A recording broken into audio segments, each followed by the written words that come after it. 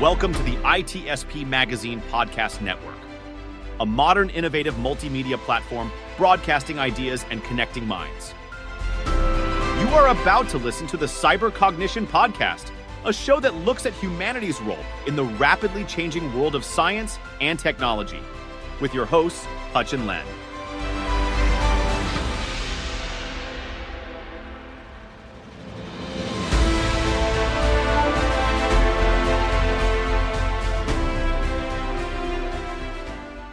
Hello and welcome to another episode of the Cognition Podcast. As always, I am one of your hosts, Justin Hutchins, or Hutch. I am an innovation principal at Trace3 and the author of the book, The Language of Deception, Weaponizing Next Generation AI. And I am Len No, technical evangelist for CyberArk, as well as transhuman and author of the upcoming, soon-to-be-released book, Human Hacked, My Life and Lessons as the World's First Augmented Ethical Hacker. And as always, kind of the usual routine, we're going to first talk about a few news articles that really stood out to us as being interesting, and then jump right into the main segment. So for news today, we're going to be talking about the coordinated attack on the Hezbollah leaders that we saw with essentially a hardware supply chain attack against communication devices. We're going to look at OpenAI's new reasoning model that they just released. And then we're also going to talk about Donald Trump's announcement of his entry into the world of cryptocurrency. And then rolling out of that, we are going to enter the main segment where we are going to talk about the future of post-AGI economics. So basically, once we hit that point of artificial general intelligence and AI surpasses humans in pretty much all capacities, what does that look like for the economics of the future? So with that, we'll go ahead and jump into the news. And this first one is definitely something that is unprecedented in terms of the scale of anything that we've seen before. So just to set the stage of what happened here. So there was a large number of communication devices that were possessed and being used by Hezbollah leaders. So this was a combination of both pagers and walkie-talkies.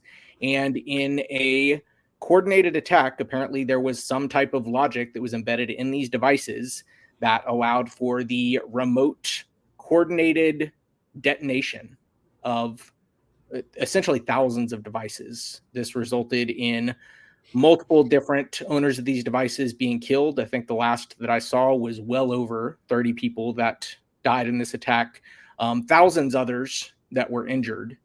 And I think really why we wanted to highlight it here is I think it parallels a lot of what we're seeing in terms of supply chain attacks on the cybersecurity side, but obviously with very real world physical implications. And like I said, something on a scale of nothing we've ever seen before. Lynn, what are your thoughts on this?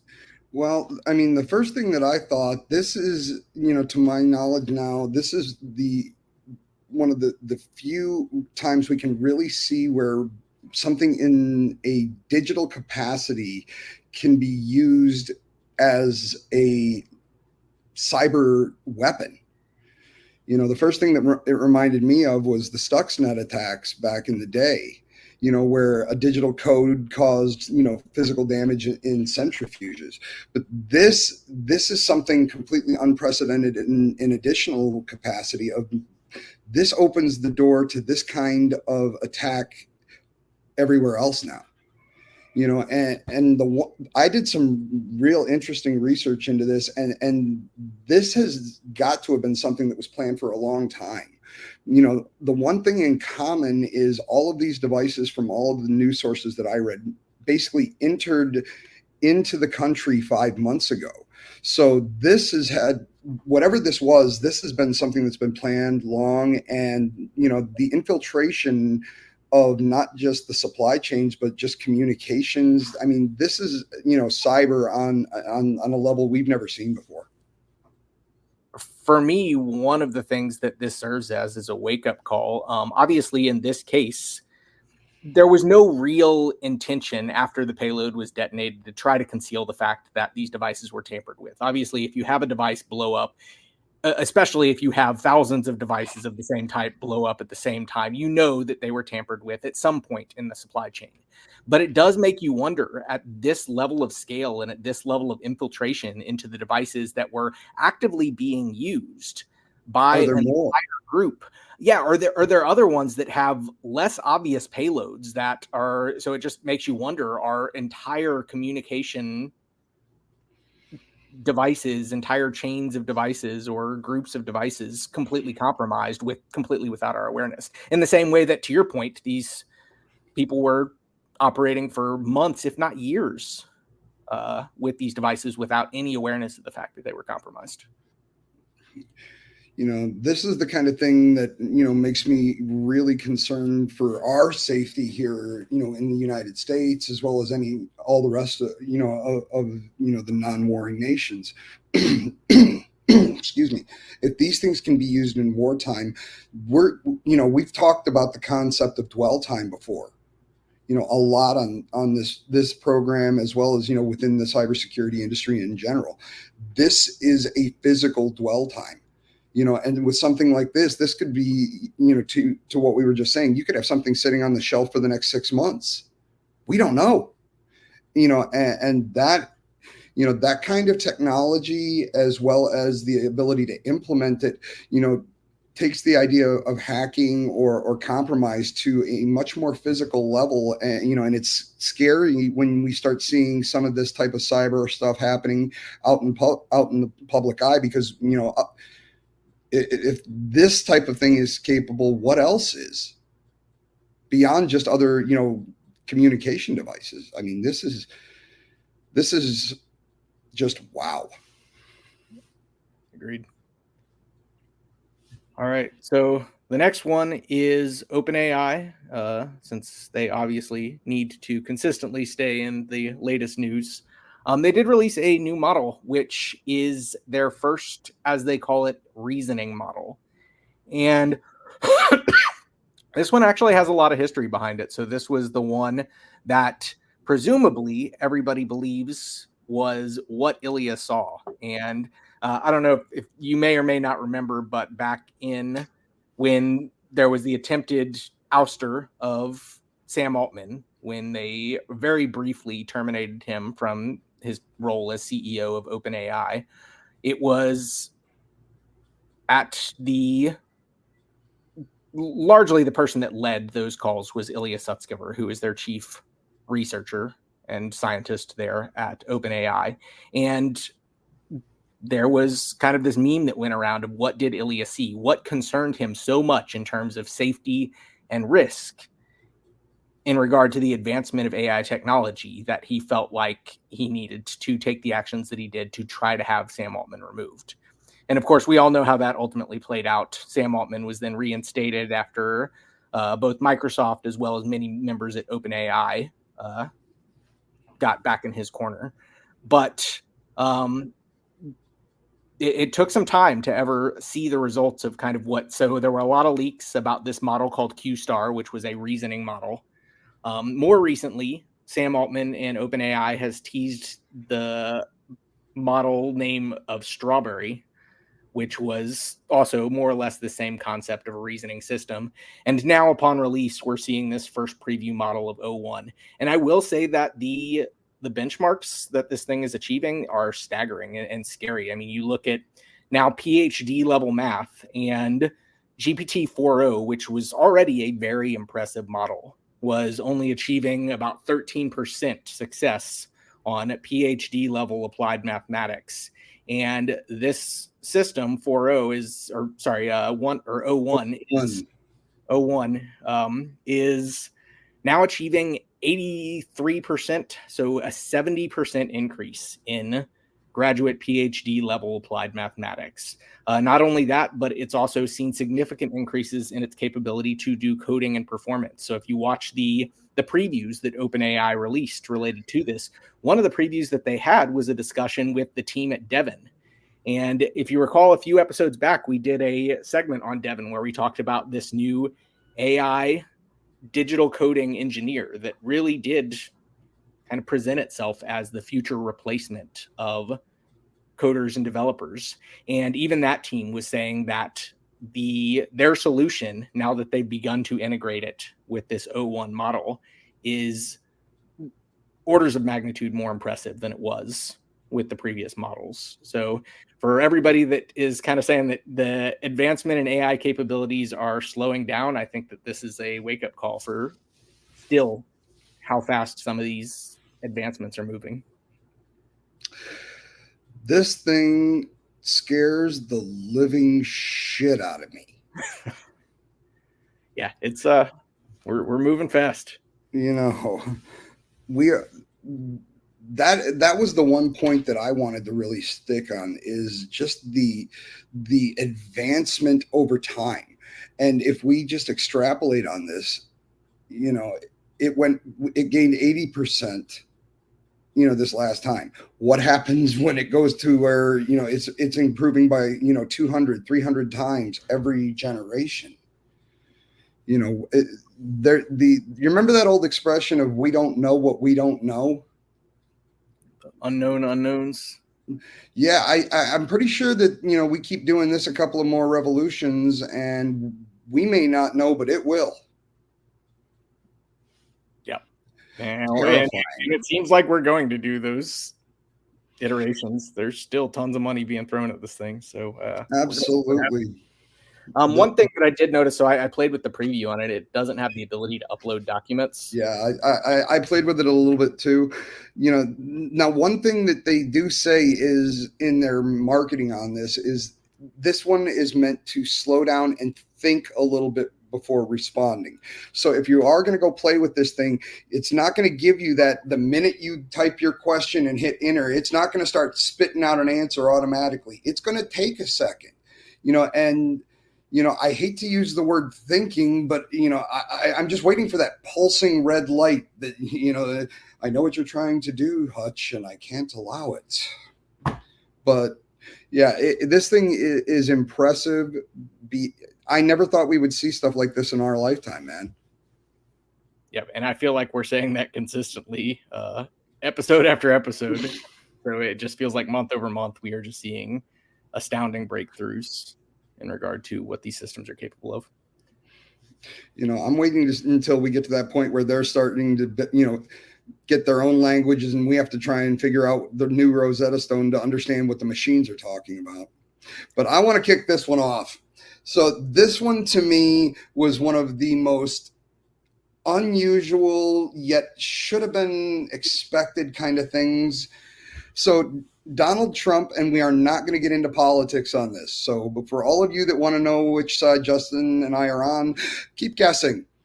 But Trump has now entered the cryptocurrency world with his project World Liberty Financial. So he has essentially launched his own cryptocurrency.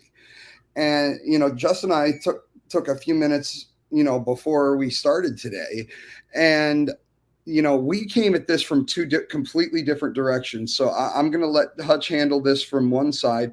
But the first two things that jumped in my mind is you could not pick a single cryptocurrency outside of possibly Monero that people are going to try and go after. I mean, there is going to be new attacks. There is going to be probably new techniques to try and go after blockchain. And for all of you with your Bitcoin and your Ethereum, I don't think they're going to be going after those at first. But the side of this that really scared me the most was now we have a celebrity who has essentially entered the crypto market and is basically designing his own parallel track for currency. You know, so me being me, I started thinking about this. What, you know, and Hutch told me not to give anybody this idea, but I have to improve my point. Is, you know, what happens when we get Swifty coin or we get LeBron coin? You know, the moral of the story here is these are essentially secondary markets to the US dollar. And if more and more people start investing in their favorite celebrities, not only through their media, their whatever their products they're selling, but they're actually investing in their, separate currencies. What happens to the continuation of the US dollar? What happens to the credit of the US dollar when we are essentially fracturing our currency? Yeah, I don't want to live in a world where Swifty coin is a thing.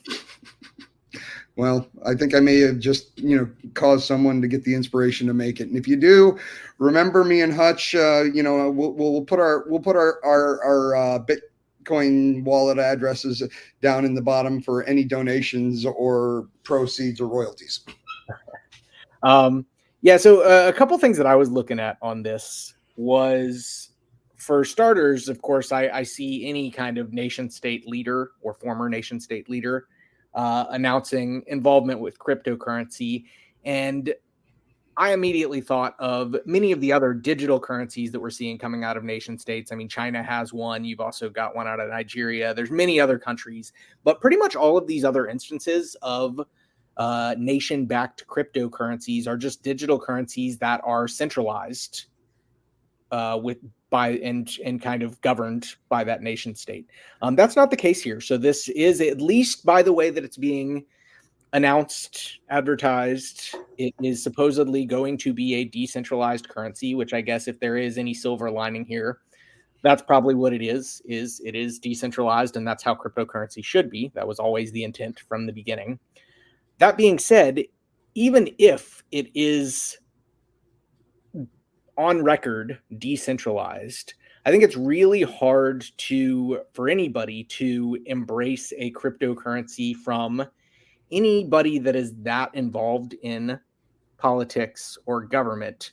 Again, the entire point of cryptocurrency was always supposed to be decentralized. And even if it is, again, on paper that, it reminds me of Meta, the parent company of Facebook, a few years back, started looking at doing their own cryptocurrency that was called Libra. And they pumped the brakes. There was a lot of outcry about concerns over conflicts of interest, over just the idea that Facebook itself, or Meta, has way too much power and really should not be that close to a decentralized currency and a cryptocurrency. So, of course, they stopped it. And this reminds me of that. While it on paper is decentralized, it is way too close to This is an Icarus situation. You are flying way too close to the sun. Yeah. So I think there's a lot of challenges here. I think that a lot of people are going to cry foul as far as potential conflicts of interest.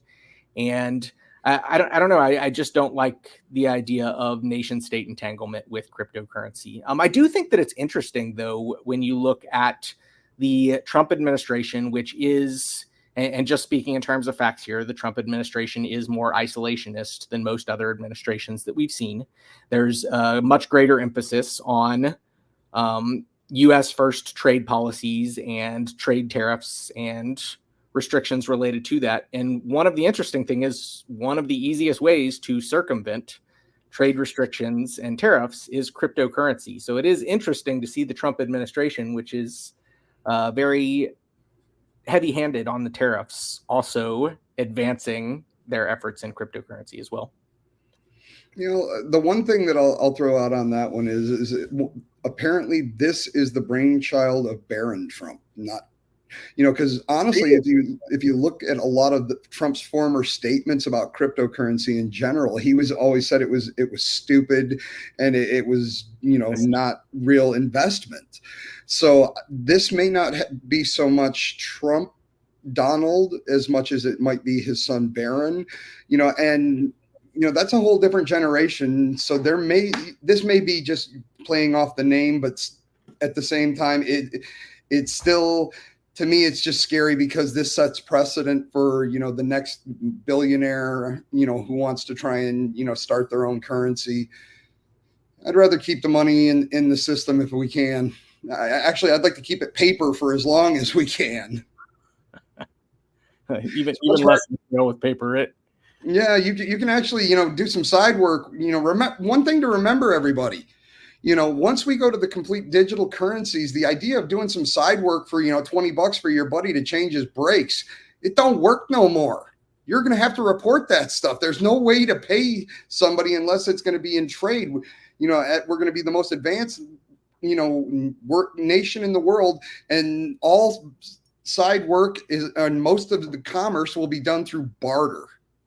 Yeah, I do think that's an interesting thing about crypto, is that it was the intent originally was that it was a more anonymous way to be able to engage in financial transactions. And with the different brokering platforms and everybody else's involvement in kind of managing digital wallets, I mean, it's become anything but anonymous. But I do think that there's still that illusion. People think that it is. Oh yeah, but no, let's be honest. There's still one. We still have one. Long live Monero. All right, let's get into the nightmare section. All right, so main segment. I think so. Again, we're going to talk about post-AGI economics. I think it probably helps this set the stage here by first talking about what AGI is. I think if you tune in, you probably already have a pretty good idea. But of course, AGI is artificial general intelligence. It is this idea that we get to the point where artificial intelligence systems are at least as proficient as humans are at nearly all tasks. And so it was interesting. I was talking with somebody the other day, and we were talking about the scaling race and the fact that we are seeing each of these big tech giants just dump tons of money into building bigger and bigger neural network systems that are, and she asked me the question of why are we continuing to put all this money there? Why do they continue to dump more and more money and spending so much on this? And I mean, the truth is, it is because, I mean, even if you look at OpenAI's mission statement, it is they are attempting to achieve AGI for the benefit of humanity. And so we have to think about some of the foregone conclusions of if they do achieve their goal, which, I mean, a lot of people believe that they're on the way, otherwise the money wouldn't be flowing in. If they do achieve their goal, what does that mean for the rest of the world? And really only two things need to happen in order for our economy, the entire world as we know it, to completely transform. One, we have to reach AGI. We have to achieve a level of digital intelligence that is at least on par in all regards with human being capabilities. But then the other one is that we have to hit a point where it is economically viable to use that digital intelligence for what was traditionally done by human labor. So once machines are capable of doing everything that humans are, and it is cheaper to employ those machines than it is humans, the entire concept of an economy built around human labor completely dissolves. I think one of the other things that I think is fascinating here is just the question of, and I think it's an important preliminary conversation, is can we even arrive at AGI? And so there's a lot of constraints here, and there's a lot of obstacles that have to happen in order for us to continue scaling up the systems in the way that we have. Energy is a fascinating one that I think we've talked about in a few of the episodes that we've had here. The truth is, in order to continue to scale up these systems, we're looking at all kinds of new alternative ways to generate energy. There's been concerns about rolling out a lot of these newer data centers because of the tax that they're going to have on the electric grids of the communities that they're being deployed in. And there's even been considerations by a lot of the technology firms to co-locate nuclear power plants and other alternative forms of energy right next to these data centers, just so that they have a dedicated and constant influx of electricity and power in order to be able to run these training runs and the massive amount of inference and compute that's needed in order to execute these systems. Another one, actually, interestingly enough, is water. So a lot of communities have tried to put on the brakes for some of these data centers because of the amount of water that's needed just to cool these systems is going to be taxing on the communities. Money is another question. So right now, we still see at least a decent amount of investor sentiment and throwing more and more money at these things. But we are already starting to see grumblings of investors that are wondering where the returns are and why we're still investing so much money if we're not seeing the financial returns related to those. And so it does kind of beg the question of, do we get to AGI first, or does the interest in investment dry up because we don't get immediate enough returns? Well, personally, I want to attach the first question first. And I think the idea that are we going to get there? Yes. And, the one thing that everything you said made absolutely great sense. But the one thing that you didn't include in that is, well, you did, but let me extrapolate. This is a race, and we can talk about the race between, say, OpenAI, Microsoft, and Google, or, we could actually look at, to the global scenario. It's not that. It's the US, it's China, it's, everybody. Russia, everybody out there is trying to get to this. I think, we're one of the few that I think has the opportunity to potentially pull it off. But let's be honest, we've seen the government relocate people for putting in a road. You think when it comes to national security, they won't upend an entire community and go, guess what? You don't have to worry about, the data center moving in because you're moving out. So I think from just a national perspective, we have to get there eventually, but the idea, go ahead. What I was going to say is you mentioned this being a race, and I think you're absolutely right. But I think it's also important to highlight that this is a race where the winner of that race really is winner takes all. Oh, absolutely. Once somebody achieves AGI, it's game over for everybody else. I mean, I'm sure that, we'll still continue to see people try and get there. I'm sure they'll do what they can to try and steal any code or, any ideas they can from the victor. But, right now, in my opinion, everything when it comes to the AI is still pretty much, early Linux days. Everybody's still jockeying for that, industry dominance.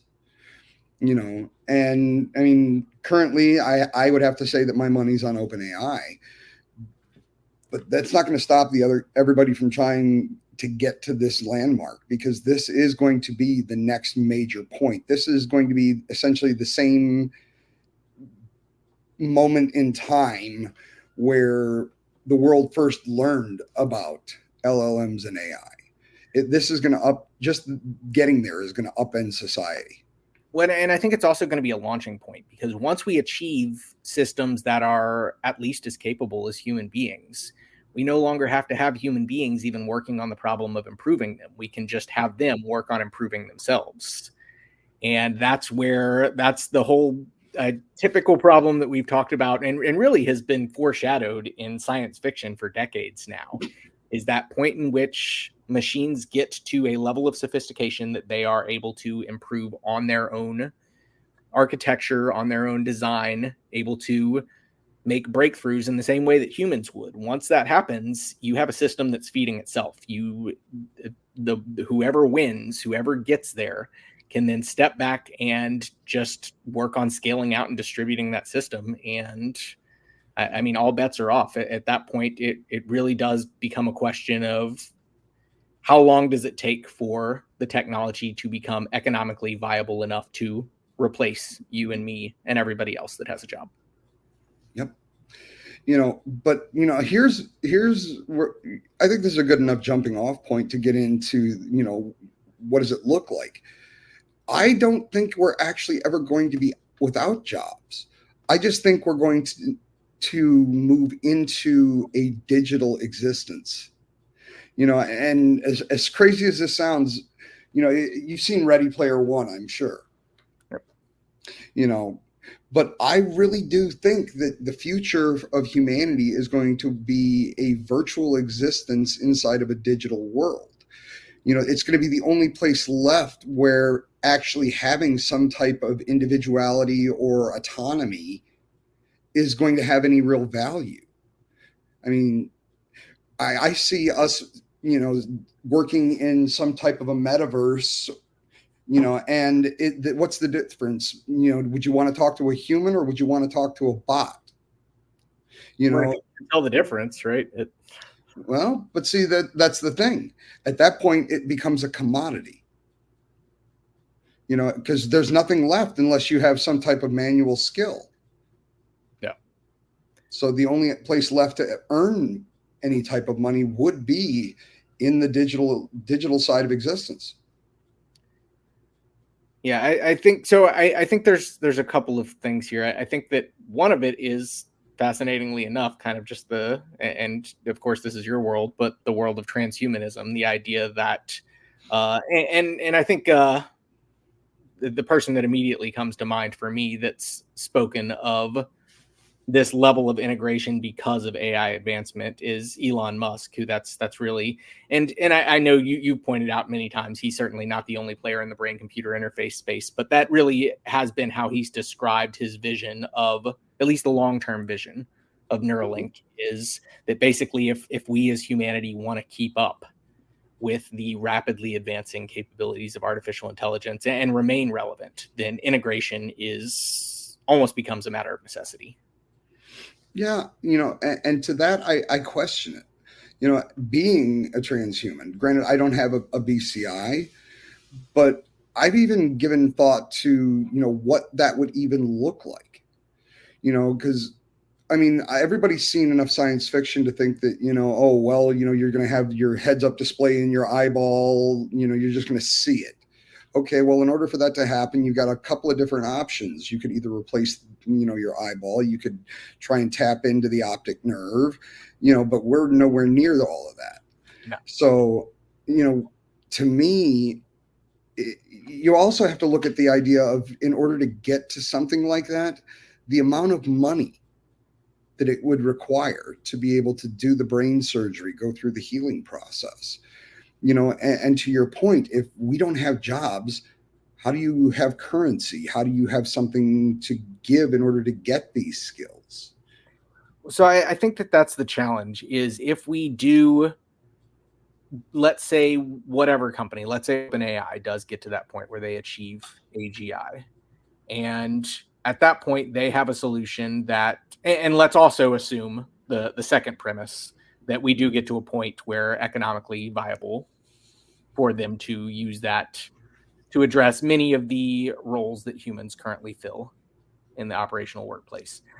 We then have essentially a consolidation of wealth. Basically, all of the wealth that was previously generated by people in the workforce is going to shift to a single organization, which is the winner in this case, in this theoretical scenario, OpenAI.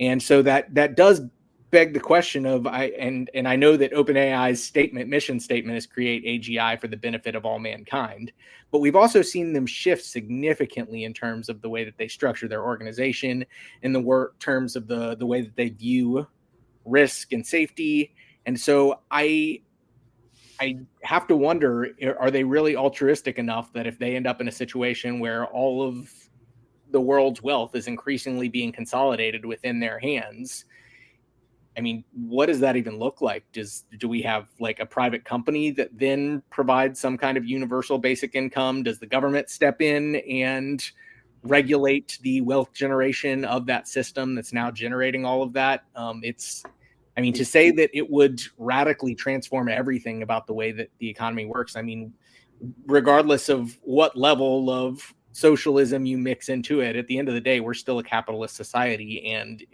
we're an economy that is built on labor and human jobs. If you remove that, there's nothing left. At this point, you'd have your influencers, but once again, if you don't have, all the way down to, and I'm not saying that anybody who's got a job is less than anybody else, but, waiters, valets, executives, it doesn't matter. If you don't have those jobs anymore, where does the money, at the top of the funnel come from?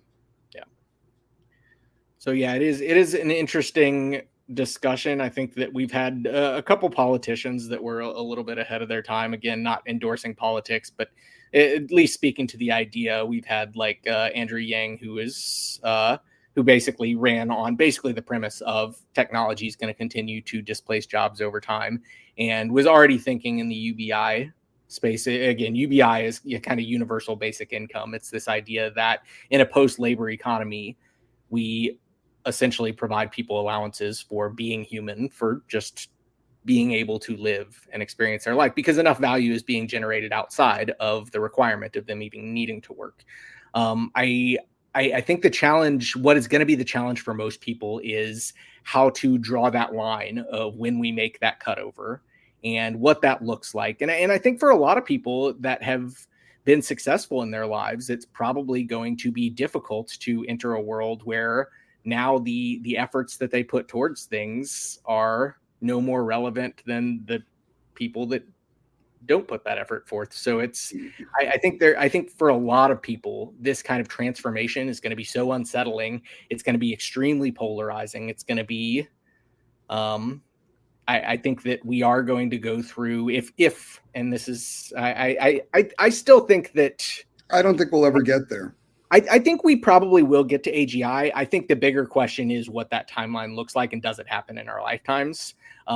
I think, again, speaking to some of those constraints, I think we talked about like the energy, money, whether the investments dry up, but there's other questions about just kind of the diminishing returns of, I mean, the system that we're currently optimizing is really just built on next token prediction. And so there's the question of, do we at some point hit diminishing returns on just scaling up that process of next token prediction? Does it really get to something that is rational and capable to the point and beyond what humans are capable of? But that being said, it has consistently surprised us as far as what it's capable of doing. We were just talking about that in the news segment. So with the O1 model, as far as I'm concerned, we're in uncharted, unprecedented territory. And I've heard this said many times, and I'll probably say it a bunch more, but I am really getting tired of living through monumental events. Yeah. I would really like just a plateau for, give us a couple of months, let us catch our breath. But no, man, I fear that it would never get to that point. And, yeah, you can call me the pessimist, but once these devices become viable to the point where they can be mass produced at cost, this is when I think the uprising, that we see in all of those science fiction movies, it would happen. I mean, and I'm not trying to say that violence. By that, are you saying like human uprising against the machines? Or yep. Yeah. Because let's be honest, I mean, I remember when, the assembly lines back in Detroit, where I grew up, started getting more and more automated between the 80s and 2000, and it was, the animosity, the anger, the aggression that these machines were taking away just some of the line workers' jobs. I couldn't imagine going, yeah, not only are we taking some of your jobs, we're taking all of your jobs, and not just your jobs, their jobs, their jobs, their jobs, and their jobs too. So I see more of to your polarization comment, I see polarization to the point of darn near mutiny.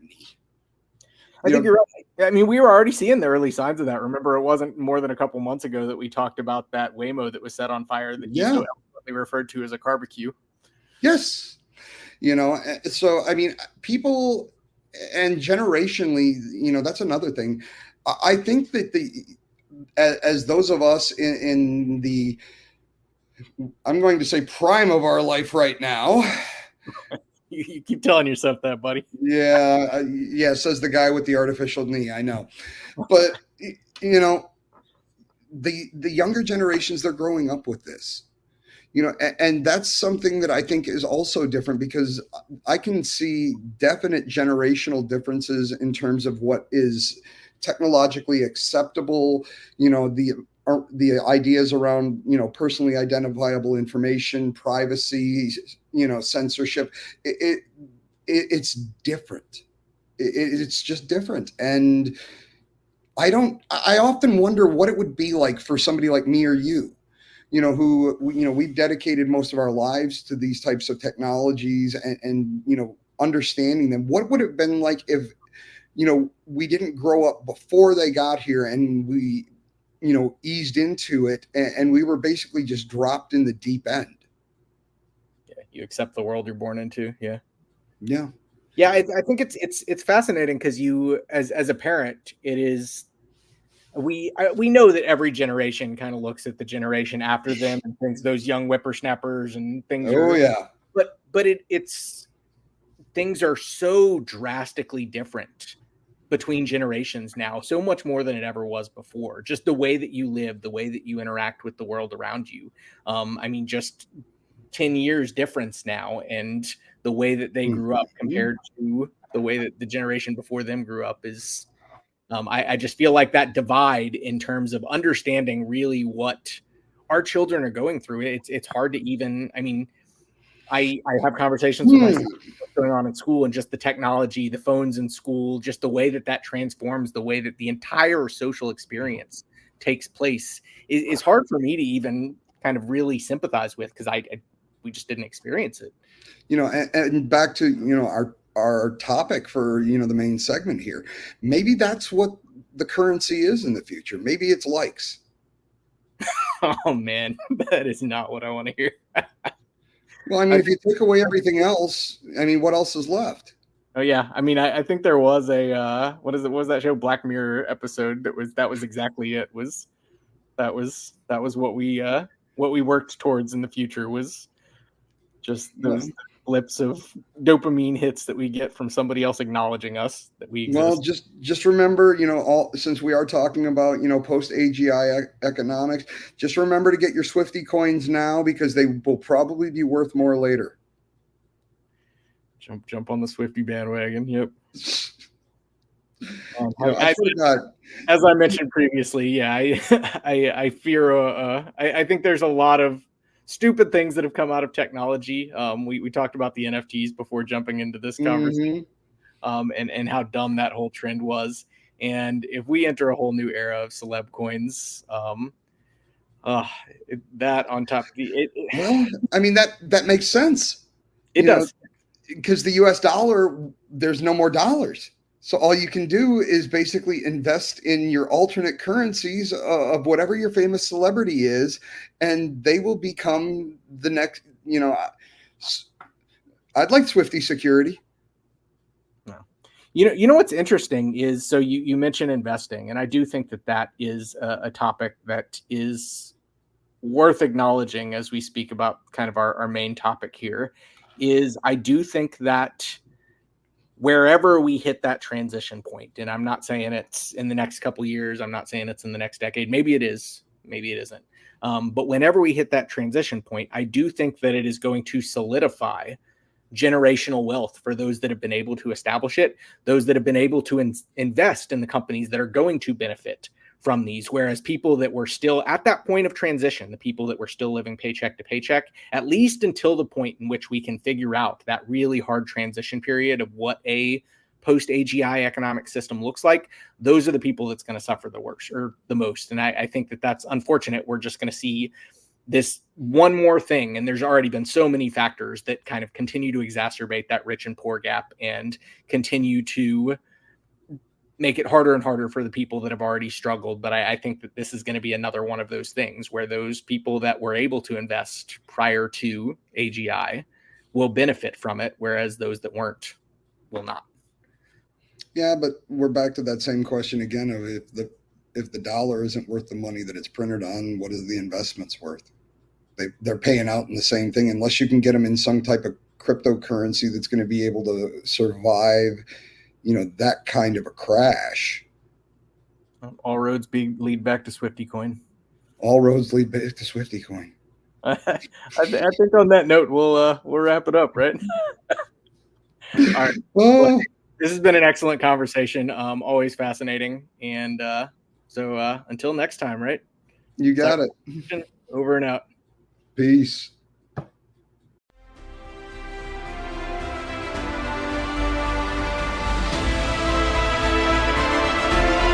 hope you enjoyed this episode of the Cyber Cognition Podcast with Hutch and Len, part of the ITSP Magazine Podcast Network. If you like this story, add this show to your favorite podcast player and share the Cyber Cognition Podcast with your friends, family, and colleagues. If you represent a company and wish to connect your brand to this show and its audience, visit itspmagazine.com to learn how to sponsor one or more of our podcast channels.